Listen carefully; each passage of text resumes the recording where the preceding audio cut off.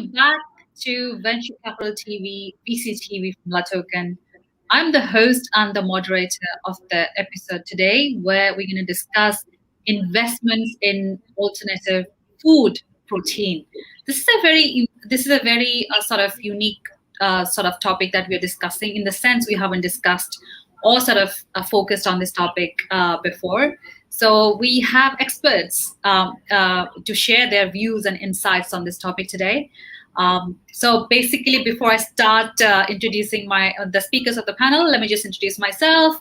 My name is Sunny Mohanty. I host and moderate VCTV, and I'm coming back after a break, but obviously I was missing VCTV, and I'm glad and happy to be back.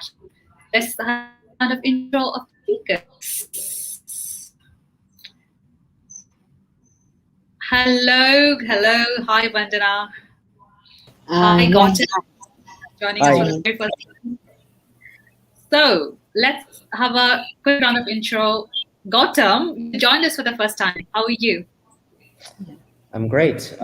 Thanks so much for having me on. Let me take a moment to introduce myself. Yeah. Go ahead. So I have spent my life building startups in Silicon Valley. I started 2 companies, both of which have since been acquired. Since then, since the sale of my last company in 2016, I became very interested in sustainability and specifically in animal welfare, which led me to alternative proteins. So today, I am the managing partner at Good Startup, which is a venture firm that's focused on alternative proteins. We are based in Singapore and write checks of $250,000 to $1 million per company, and we have 12 investments. Wow. All right. More questions coming your way, Gautam. Stay tuned. Vandana, over to you, please. So, hi everybody, and thank you for having me here. It's a pleasure to be on your show, Sunny, always. And I want to thank the entire team of La Token for having these kind of shows, because it engages people globally and it gives us a lot of insights on different sectors, which many would have not known before. Coming to introduce myself, I had my own family office in Singapore and Jakarta.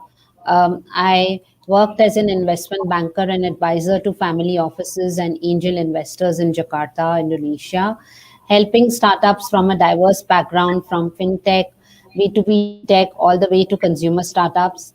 And after 15 years of staying in Singapore and Jakarta, I came back to India. I did investments and for a bit, then returned to advisory. That is when Convanto was founded. Today, Convanto is most well-known investment banks in India, led by a female founder. I'm also a venture advisor with Loyal VC, the INSEAD-led Canadian VC Fund, having a core portfolio of over 160 investments in more than 35 countries. I'm also a partner with GST Venture Studios, a Silicon Valley-based venture builder. Over the years, I've arranged funding for startups and growth stage companies in diverse sectors like EdTech, FinTech, consumer, B2C, B2B, Agri-Tech, Health Tech, Food Tech, Disruptive and Deep Tech, as well as non-tech sectors. I would recommend all of you to have a look at my website for the wonderful testimonials written by my clients. I've been selected as one of the top 10 women leaders in Wealth Management 2021. My brand also, Convanto, comes under the top 10 women entrepreneur brands. My expert opinion is sought by leading business news channels and publications like VCTV, Business World, and I've participated in 160 talks all over the world. I'm connected with 300 plus investors globally. We are sector agnostic, and typically we do $1 million to $50 million. And once again, thank you for having me here. Fantastic. Thank you, Vandana, for that, long yet very informative introduction. It's good to know all the details. Thank you. Tushar, I see Tushar just joined us. Are you here, Tushar? I just see a blank screen. Yeah, I'm trying to fix the camera. I'll just be back. I'll be back. Okay, sure. While we wait for Tushar to come back up, So let's just start with Gautam, over to you. So I just want to know, how did the market of this alternative food proteins do in the year 2020? Because that was the year that obviously changed everything, right? And what can we expect from this industry in the coming years? Well, I think 2020 was a very challenging year for the food industry. Obviously, particularly food service was very, very heavily impacted. But when you look at alternative proteins as a sector within food, you're really seeing the industry as a whole thriving. And the reason for that is that globally you have what is really known as the flexitarian movement. Consumers are basically saying that I want to be healthier, I want to eat more plants. And so around the world, if you look, that number is about 20%. In the most advanced market for alternative proteins, the US, that number jumps to 47%. When you look at millennials in the next generation, that number goes well over 50%. So when you have this type of adoption, even though alternative proteins are only about 20 billion of the global animal agriculture market of about 2 trillion, they are growing extremely rapidly. So there'll be 10x in the next 10 years and another 10x in the following 20 years. So it's an industry going from 20 billion to 2 trillion in 30 years. Thank you, Gautam. Thanks for that opening remarks. I just see Gary has joined us from a different, probably, location. I'm in my living room, and I got Nikola Tesla's autograph behind me. I'm just sitting here. My wife's in the other room, so okay. She's sitting there with the dog. Anyhow, great to be here today. Good morning, Gary. We were taking introductions on the first question, but let's just hear it from you, please. Yeah. So great to be here. Great to see some familiar faces. My name's Gary Fowler. I'm a serial entrepreneur and investor. I've done 17 companies, been involved in 2 unicorns. I was on the original management team at Click Software, sold to Salesforce for $1.35 billion, and also Eva.ai, an AI HR tech company that I co-founded with Dr. David Yang. Love artificial intelligence and quantum. Published my latest article in Forbes yesterday on infobesity and the challenge that we have with that. I speak at the United Nations October 1st again on technology as a tool for peace as part of the General Assembly. I just, love tech, love artificial intelligence. I'm the CEO, co-founder, and president of GSD Get Shit Done Venture Studios. We're now in 37 countries worldwide. We believe that intellectual capacity is evenly spread, but opportunities aren't. It's great to be here. And sorry I've been a little behind this week. I had some surgery on Monday, so it's slowed me down for a few days, but I'm back again. Oh, I see you doing good, Gary. I hope everything is okay. Yeah, everything's fine. I just, I had to get it done, and here I am. Glad to have you. So, are you something? What's that?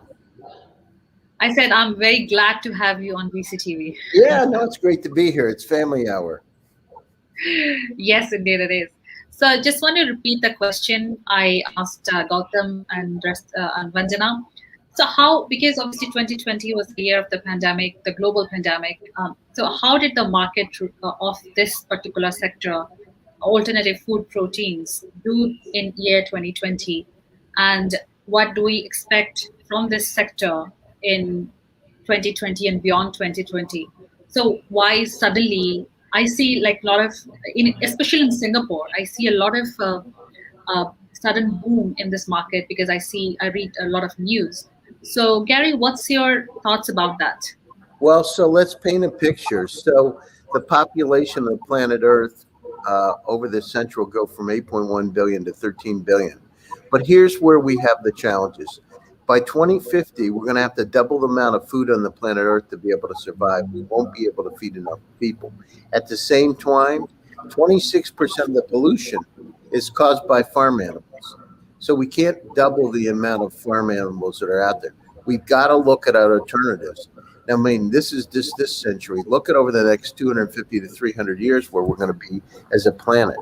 We had better go down through and course correct The one thing the pandemic has shown us that we can communicate digitally, but at the same time, we need to make sure that we're aware of the problems and challenges, and we start to address those early. I just wrote the article for the United Nations about this, just so you know. So I actually, putting my money where my mouth is, and I believe we need to look at technology for peace, food technology, technologies for global warming, and it can't be talk anymore. We got to bind together as a human race to go down through it. And it's not like this is a utopia. This is something we either do or we become extinct. And so this thing with food protein concerns me. We see more and more companies coming out with alternative protein. I mean, I don't know if you've tasted it lately, but it's a whole lot better than it was before. We're going to see more and more of it. It's going to happen naturally. It's going to happen very slowly. It's going to come in. Protein will come in. You won't even know that it's replaced because it'll be that good, right? In the early levels with some of these alternative proteins, they didn't taste that good, but they will taste better and better. So it's going to happen. There's not much we can do about it. For startups out there and investors, get ready and start investing in those companies because we're going to need them to be able to feed the planet. Thank you, Gary, for that explanation. Absolutely. Back in the days, you can make the difference, but you're totally on the point. Thank you, Gary. Vandana? So, even though the COVID-19 pandemic, crippled markets in 2020, the alternative protein sector saw an increasing rise in funding. And a new report, revealed that 2020 was a record period of investment for alternative protein companies across the world. Globally, the sector saw a net investment of 3.5 billion in 2020, which was thrice the amount of 1 billion from 2019. And in 2018, the sector had raised $694 million. Between 2010 to 2020, the alternative protein companies over the world have raised approximately 6 billion, and last year accounted for half of these investments. We can definitely expect the industry to grow. Now, in general, pea protein and cultured meat show the most promise for market growth over the coming 5 to 10 years.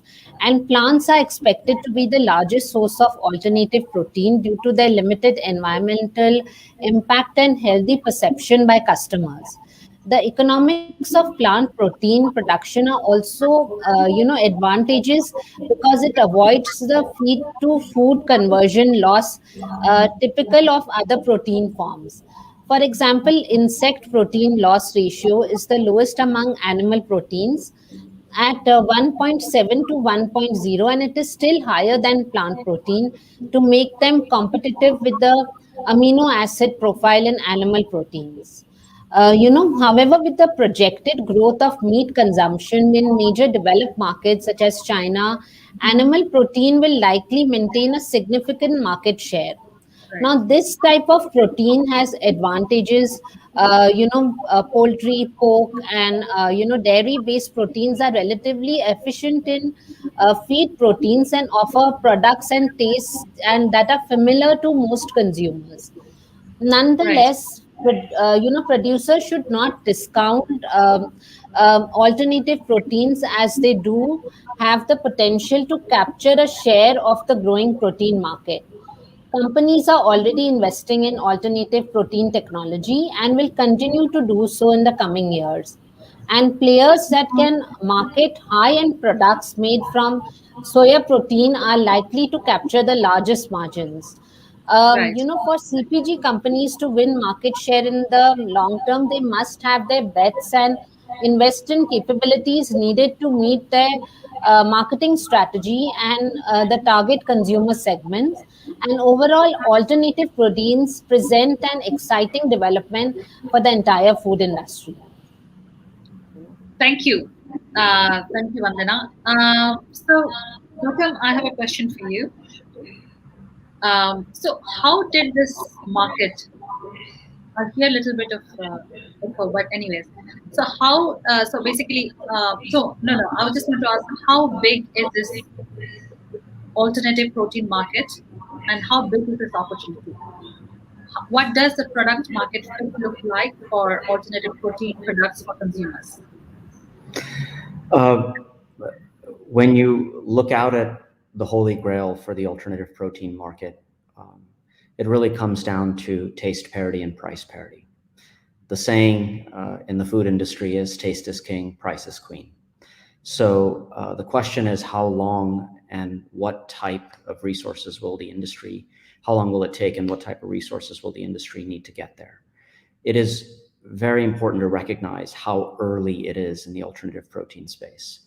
So animal agriculture today, which is fundamentally what alternative protein is disrupting, is a $2 trillion industry across meat, seafood, dairy, and eggs. Now, as Gary mentioned, when you go out to 2050 and you have a population north of 10 billion and a substantially larger middle class by percentage, meat consumption doubles. So today, alternative proteins are about $20 billion in size, so about 1% of the market. In 10 years, they'll go to 200 billion, about 10% of the market. And most experts say that in 2050, when you reach that larger level of meat consumption, a larger population, we believe alternative proteins will get to about 30 to 60% share. So you're looking at roughly a $1 to $2 trillion opportunity. And so we are right at the beginning of a massive 30-year transformation of the food system. You know, I started my first company in 1996, and I fundamentally believe this is that 1995 moment for alternative proteins. Imagine sitting there in 1995 when the internet was getting going and saying, I want to do something about it. Wow, 1996. Yes, I felt it was important for me to date myself. Yes, that's correct. Gary.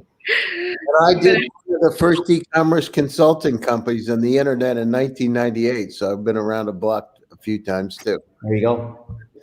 By the way, Gary, Gautam is from Silicon Valley originally. So Yeah. Oh, wow. That's great. Fantastic. Yeah, I'll be back in Palo Alto in 3 weeks. Oh, wow. I'll be there in 1 week. Oh, no kidding. Will you be there in 3 weeks? I will.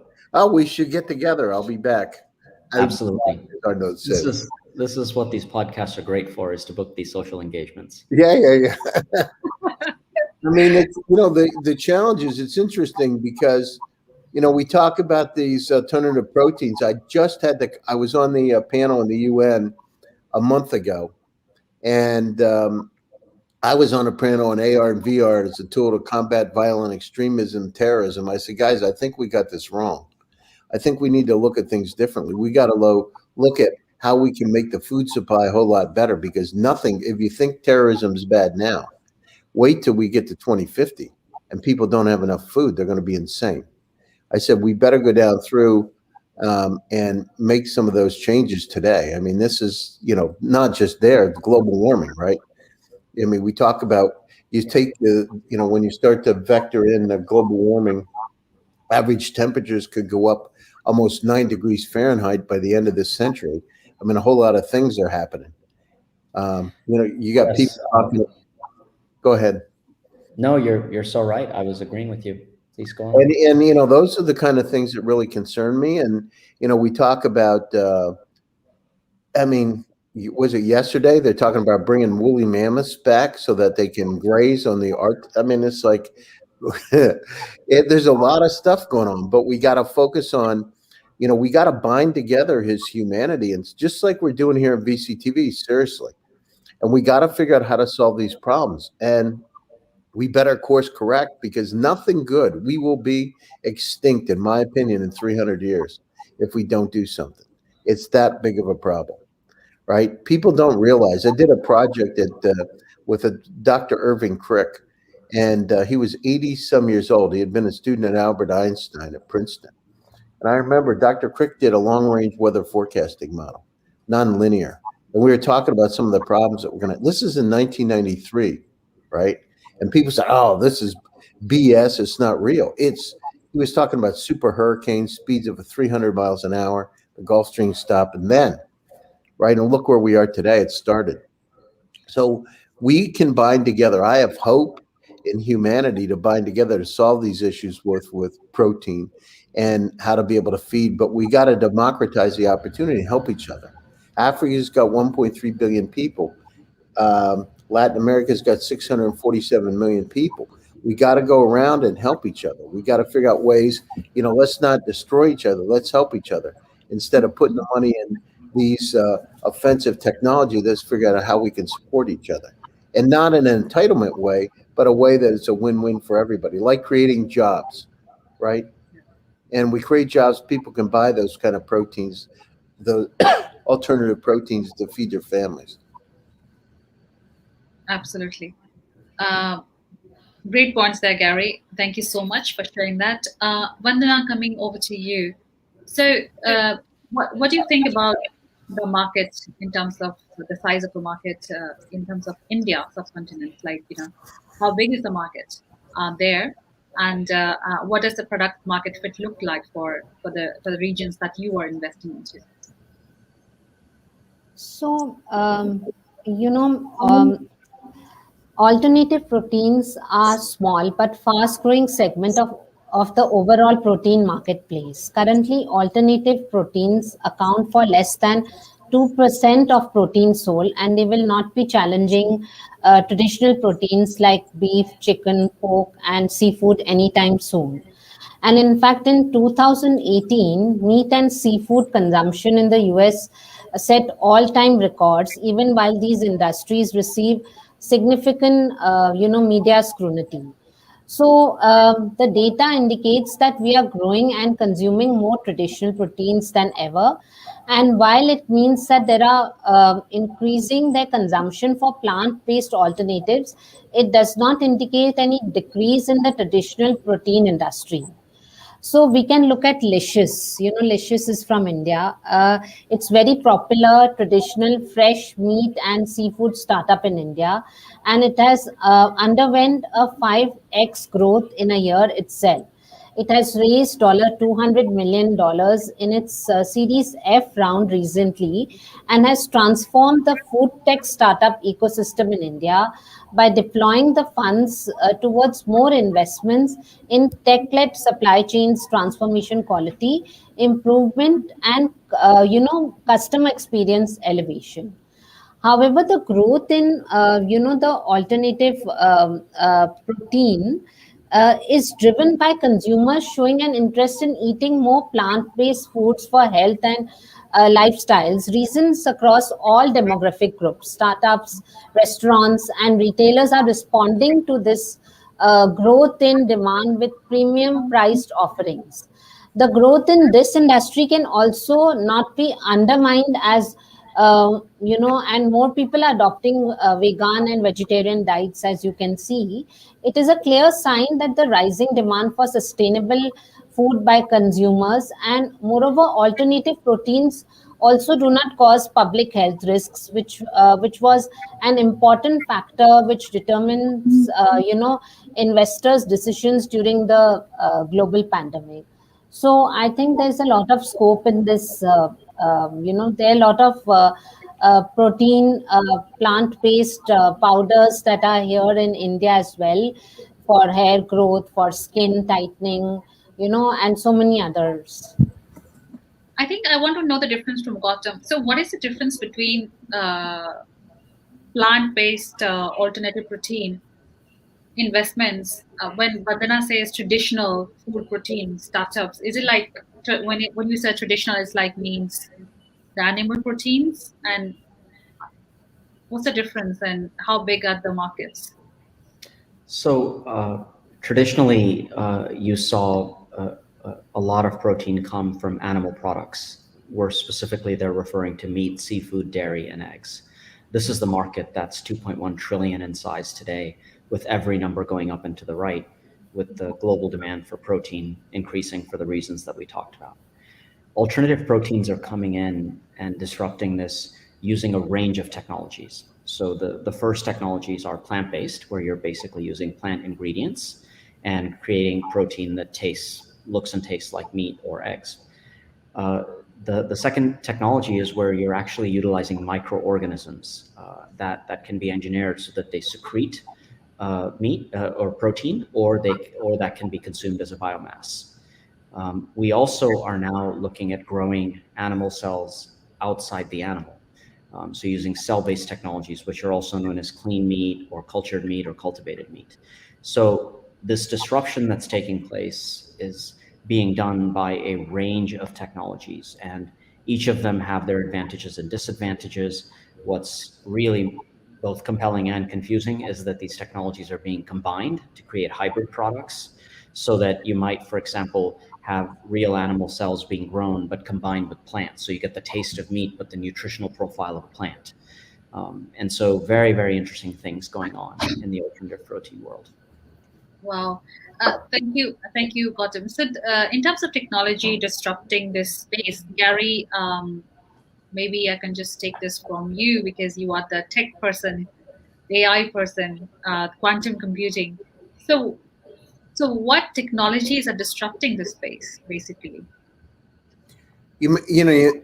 First of all, discovery, right? Discovering what kind of, as Gautam has said, what types of protein are going to taste most applicable to taste like protein, right? Some of these proteins in the beginning had tasted odd. I mean, I remember when they had Boca burgers, if you remember, Gautam, they had these alternative proteins. They just didn't taste like it. So the question is how to get the taste so it's right, so we accept it. How to get the protein at the right level so it's sufficient. And at the same time, if we talk about, some of these cell-based proteins that are essentially, animals, how do we find that type of technology to be able to replicate those cells? I mean, but this isn't just happening there. This is happening everywhere. In med tech, how to make replacement organisms for your body too, right? It's interesting. They're like transportable models. So we're just on the verge of a whole lot of technologies coming out. How does AI? Because AI allows us to look at a lot of data a lot faster than we've ever been able to do before. Yeah, and it's an excellent point that you're making. I think about computational approaches that can be utilized to accelerate innovation, because we're already starting to see that in the alternative protein space.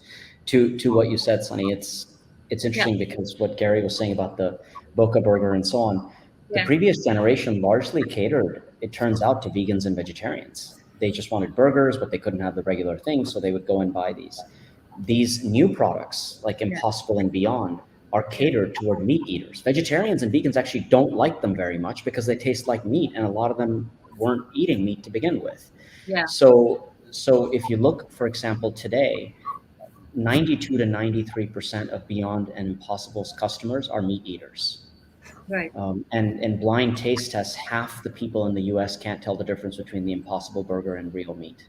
So we are in a very, very different world than we were with these alternatives just a few years ago, as Gary's pointing out. So I just want to know, is this mainstream now? Like plant-based alternative protein or animal-based alternative protein. Are these new products mainstream, and are there any challenges in terms of pricing, or is it a seamless kind of transition from the traditional world to the new world? I mean, the thing is, it's happening now as we speak. It's like when technology comes into our lives, it happens slowly, right? It stopped it slowly. And so we're seeing it happen. I mean, you go into the grocery store today and I mean, you see it, you see alternative proteins there now, right? So it's not like you have to, before you had to look for it. Now you can find it. It's in front of you, so it's going to happen slowly, but as we said, it's got to happen, right? And we won't even, people were being resistant to it in the beginning, but now it'll just happen. It'll gradually happen and people accept it. Just watch, right? It's like bottled water. I remember you couldn't even buy bottled water. And now Yeah. the situation is everybody's got it, right? But that's a natural occurrence because water is going to be sold in barrels because of water wars, right? So it's going to happen, and it's already happened. I went to Walmart, the Walmart superstore, and I happened to be in there shopping for rice cauliflower because I love it. And I looked, and there was some alternative protein that they already had some dishes out, and it just normal, right? So it's going to happen. It's going to happen more and more every year. So invest now. Invest now. But so, what are the challenges do you see? Especially the start, because this is something not like you build a technology without understanding the industry. So Gautam, just wanted to ask, like, obviously you are investing specifically into this sector, I guess only. So what kind of challenges are you seeing this startups are facing that you can address on the show? That's a great question because the industry as a whole is very optimistic. There's a lot of grand projections out there, but like anything in an early phase, there are a lot of risks. There's a certain fragility to the industry, and I think we have to be very careful about that, and startups need to be very cognizant of that. So first and foremost, I think there are bona fide technical challenges. To get to taste parity and price parity, we need to innovate. And without that innovation, we will not get to that holy grail. And if we don't get there, then the mainstream consumer will not be interested in these products. And that's why today it's just 1% of the market. And for it to get to the mainstream part of the market, we have to get to taste and price parity. And to do that, we have to we have to innovate. We can't do it with just what we have today. The second set of challenges, I think, for these companies are to educate consumers. Consumers really need to understand that these are products that, while they are new, they are safe to eat. They, in many ways, have health benefits. They are free of a lot of contaminants or antibiotics or bacteria that you might find in conventional animal alternatives. And so I think there's a lot of education that needs to take place. And on the production side, there's a lot of scale up that needs to happen. And finally, on the regulatory side, governments have to step up and clear these products for consumption, especially with technologies like cell-based meat, where animal cells are being grown outside the animal. Today, you can just do that only in one place, which is Singapore. And there's a number of governments working very hard to get there, but we haven't gotten there yet.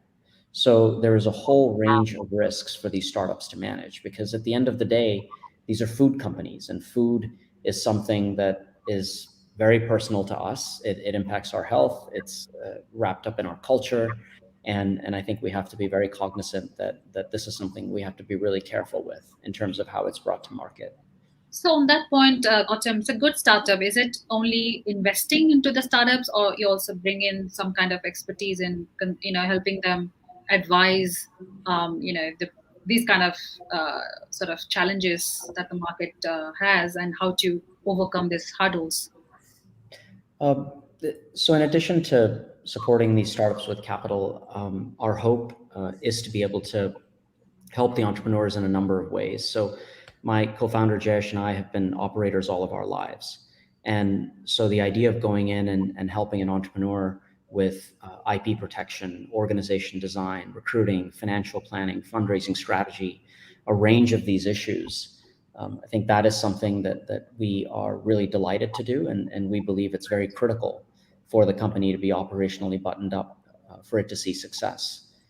The other aspect where we find we can be helpful is that we are a fund sitting in Asia, but we have global connects. Obviously, I spent most of my life in Silicon Valley, but sitting here in Asia and Singapore, which really has become the hub for alternative proteins across the continent. It really is the gateway to Asia now for alternative proteins.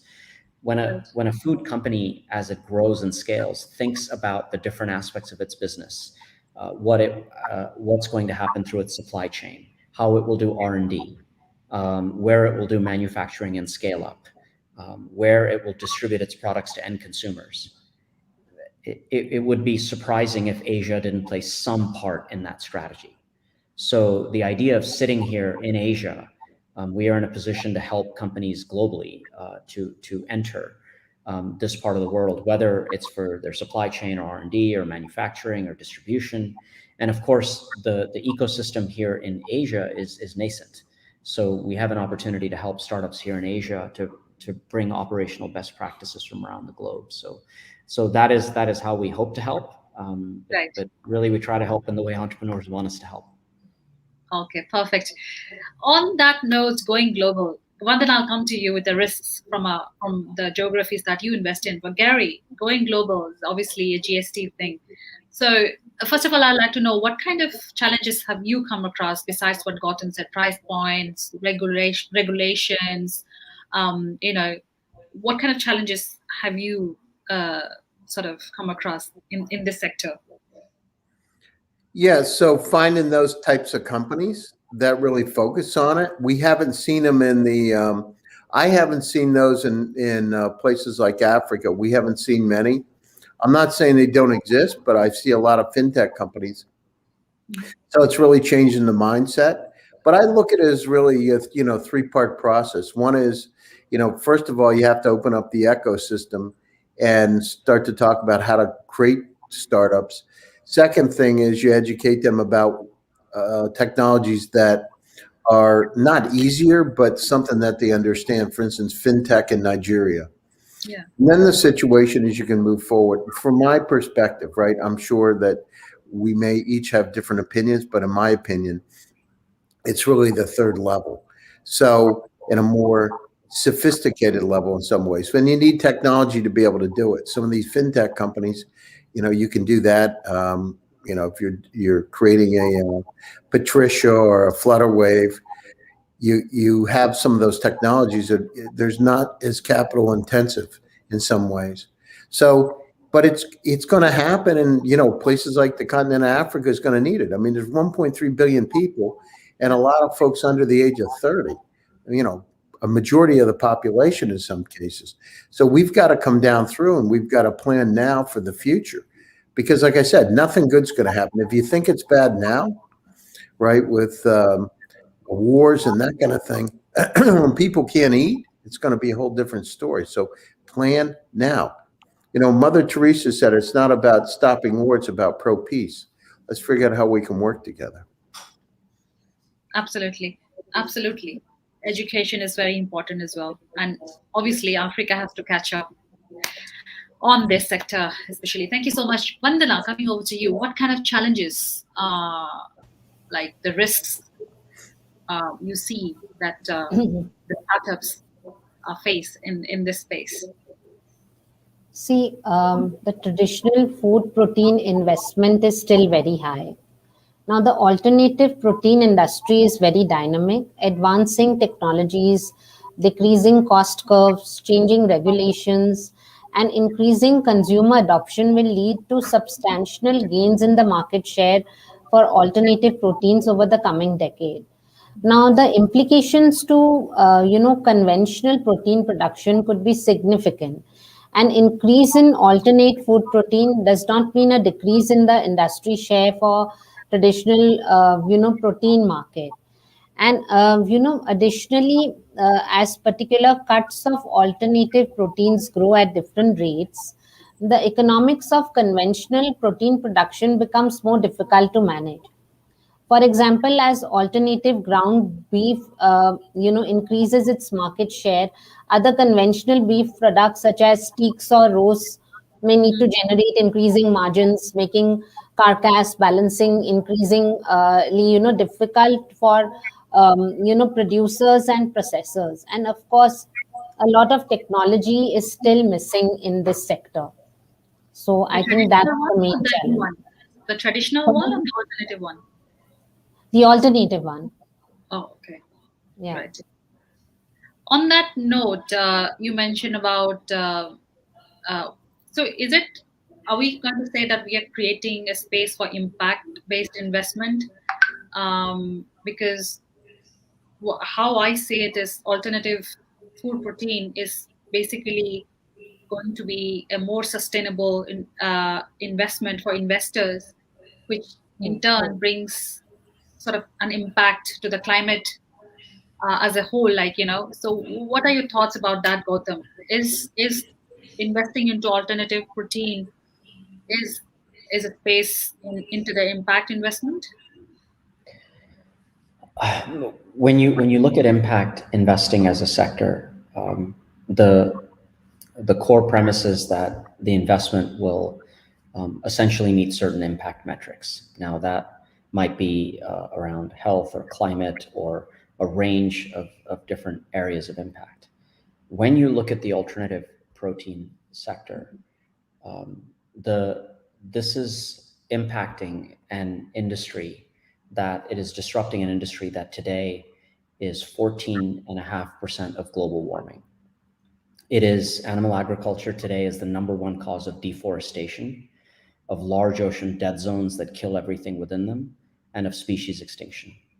The sector takes up north of 20% of our water, 30% of our land, contributes to 75% of our disease, uses up 80% of our antibiotics, and in the process, we kill between 70 to 80 billion land animals and between 1 and 2 trillion fish every year.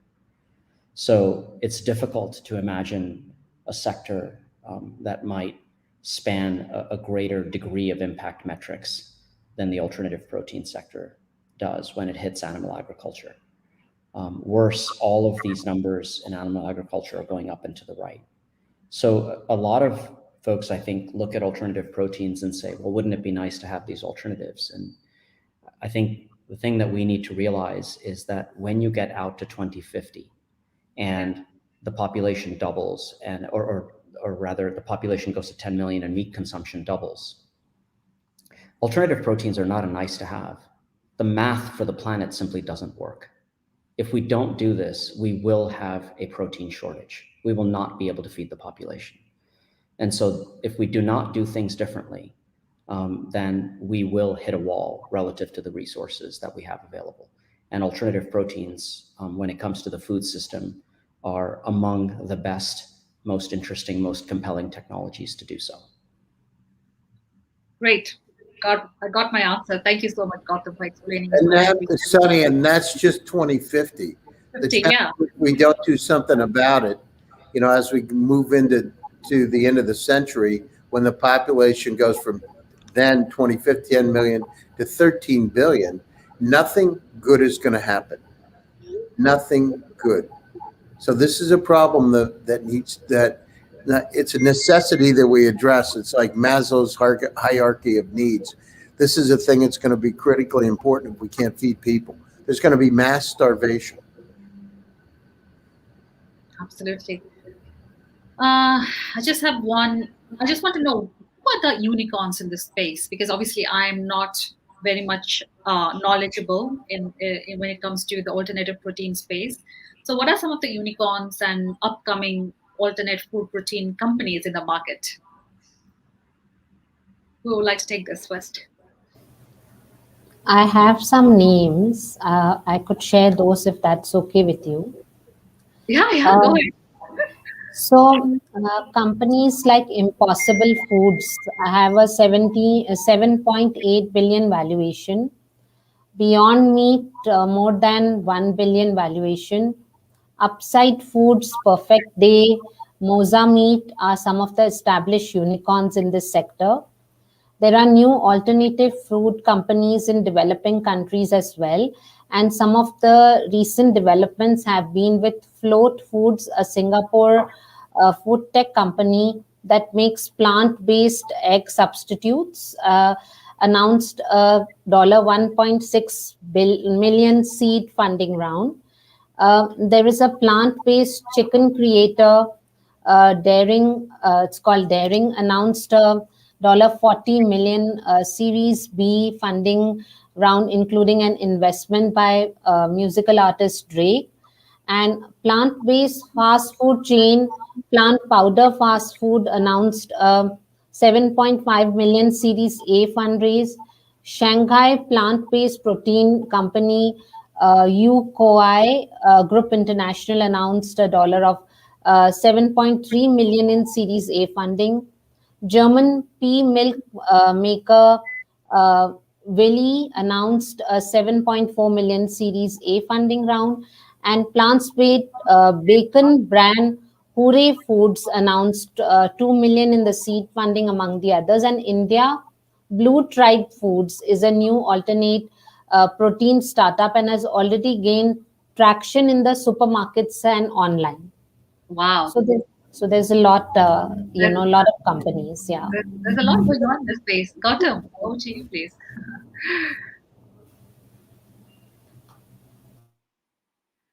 You are on mute. Let me just. Thank you. When you look at the most visible companies in the sector, the two most visible public companies are Beyond Meat and Oatly. So they're trading at about 10 billion in valuation. There's a series of unicorns that are behind them. The most visible of which is Impossible Foods, but Notco, which is a company doing plant-based dairy, using computational approaches, as it turns out, using machine learning and accelerating innovation, which also just achieved unicorn status. And so there's a number of these unicorns that are following behind. You may have seen that there was a round of $226 million for Motif Foodworks, which is one of our portfolio companies. There was a couple of other rounds north of 200 million in size, one of which was Nature's Find, which is actually using a microbe from Yellowstone Park to produce meat, from Califia Farms, which is doing plant-based milk. So this is the next set of companies that are either unicorns or about to become unicorns. And then as Vandana highlighted, I think with a lot of great examples, there's many companies following behind that with the next set of potential, I would say, unicorns, decacorns. What you want to see with a sector, if it is to develop well, is that you want to see every part of the ecosystem engaging. You want to see consumers trying the products, investors investing in the companies, lots of new startups coming up, incumbents making investments, and investors in the public markets then supporting those exits. And probably the most promising thing about the alternative protein space is that every single aspect of this of the ecosystem is engaging. The largest meat producers in the world now, every one of them has a plant-based meat brand. They don't even call themselves meat companies anymore. They call themselves protein companies at this point. So what is important to see is the underbelly of this sector where everybody is engaging, recognizing the writing on the wall. Whether you care about consumer sentiments, wanting to be flexitarians, whether you care about the planet, or whether you just see that technology is now at a point where these new types of foods are going to come up. I think there's very broad engagement, which is encouraging. Wow, that's very encouraging for sure. Thank you, Gautam. Gary, over to you, please. Unicorns. Yeah. So, I mean, it's, as you know, I'm interested in AI and quantum computing, but the computational part of this is what's interesting for me, discovery, how we can really democratize the opportunity around the world. My concern is that, the good news is, as we've said many times, Sunny, and over the last 2 years, this Zoom, StreamYard mentality where we're really being able to get information out. I hear from people all over the world now. We're in 37 countries, as I said. And, part of the challenge is realizing that the problem exists and then doing something about it. So spreading the information out from our standpoint, that's really this creates the opportunity and puts the seeds in the soil for this thing to be able to grow. And I believe that that's coming, but more needs to be done about it. And we need to step up. I keep going back to this thing is stepping up to the level and some of the things that I'm talking about at the United Nations. But I think it's so critically important because we have these technologies, as Gautam and Vandana have said, we have some of the technologies out there, but the situation we have to have some support. I don't mean entitlement, but just support to be able to get the information out to those particular countries and those leaders to let them know that it exists, because it's such a huge challenge that's going to be in front of us, and we're developing those technologies to take care of it. On the other side, for the investors and for startups to understand these opportunities exist and focus on it. So, like at Penn State University, they have a huge agricultural group. I think it's the first one in the United States, actually. Right. But transitioning some of the educational institutions over to these types of technologies, so they can really curate those companies and curate those minds so that they move in those directions. But it's got to happen quickly, right? This isn't something that think about it. We're here we are in 2021. We don't have a lot of time. We have less than 30 years to be able to solve. This is a huge challenge to solve in a very short period of time. And education is critical. Yes, absolutely. Once we understand how this is going to disrupt the traditional, then there you go. You've got the market. Okay, just conscious of the time. Let's just take some closing remarks. I'll start with Vandana with your closing remarks, and where can somebody find you? I think you mentioned in the beginning, but just it's okay. Okay, the investor community is waking up to the massive social and economic potential of food and technology to radically remake our food systems. Right. This is a really, really, important factor here. The growth in this sector has signaled a lot of investors about the huge opportunities that lie in the alternate protein sector. And, for the sector to advance, some of the technology still has to be advanced, including manufacturing, processing, for texturing the proteins. But there are also other promising methods. There is a company called Redefine Meat, which is using 3D printing technology. The climate crisis, coupled with global food and nutritional security concerns, has positioned alternative proteins as a vital solution. At the outset, alternative proteins are less resource intensive compared to their conventional animal protein counterparts.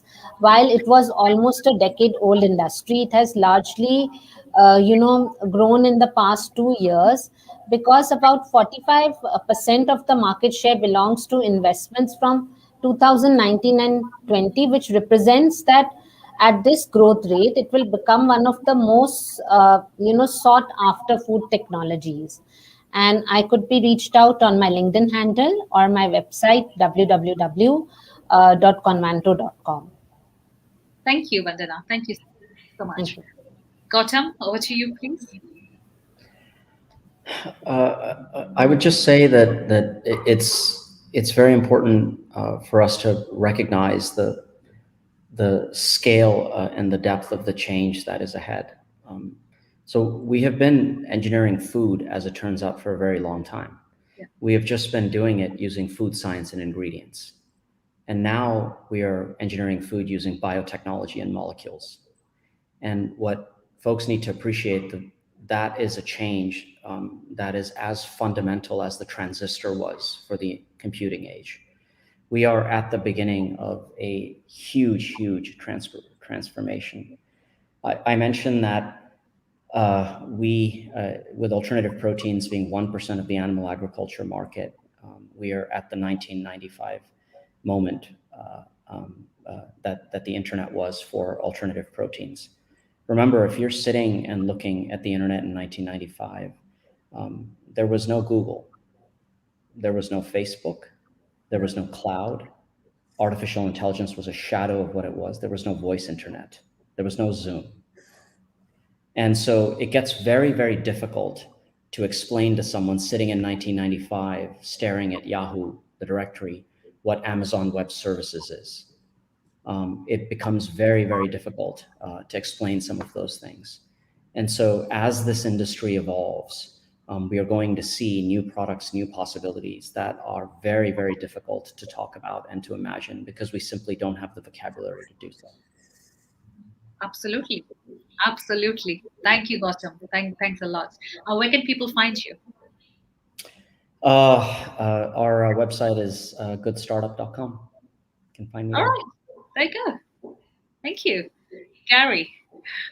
Yeah. You know, Gotham brings back memories because I remember in 1993, I was doing some work with Sun Microsystems, and I had one of my engineers pull off all the websites, and I had all the websites on the internet was only that big on printer paper, and I said, "Why don't we have some easier way to be able to find things?" I remember, and here we are. So, but that's that kind of moment, and the situation is not talking about the problem. It's about creating the solution, you know, and it's about execution. So one thing I've learned over doing 17 companies is that it's about getting the stuff done. And where we are now is it's not like something that we might want to do or would be really nice. It's something we have to do in order to be able to survive as a race, because nothing good is going to happen. And we have a very short window of opportunity to be able to do it. And it's going to be a compounded problem. So I'm excited about it. I'm excited that groups like the United Nations are really taking this very seriously throughout. And but this is one of the challenges we have. It's not just this; it's global climate change. Nothing good's happening, and a lot of them, as we've said, are connected together. The more animals that we have, the worse the climate gets. So there are a lot of challenges. But you know, at the same time, the human race is resilient. The good news is we've now firmly understand that we have a problem, and now we've got to affect the solution to the problem. You can reach me, Gary Fowler, on LinkedIn. You can check me out. I'll be speaking at the UN on October 1st. It's public, so you'll be able to hear it. And I've written an article about this after my conversation with them about technologies for peace for the for this century. And you know, I'm excited about it. You can reach me, Gary Fallon, on LinkedIn, Twitter. Check out my shows, including the Founders Report on VCTV. Thank you, Gary. Thank you, Gautam, Vandana, for taking this time out and sharing your insights. Really valuable. And viewers, those of you like the show today, don't forget to press like button on this video and put your comments. And thank you so much and have a great day. I'm going to catch you again. Take care. Bye-bye. Thank you. Bye. Thank you.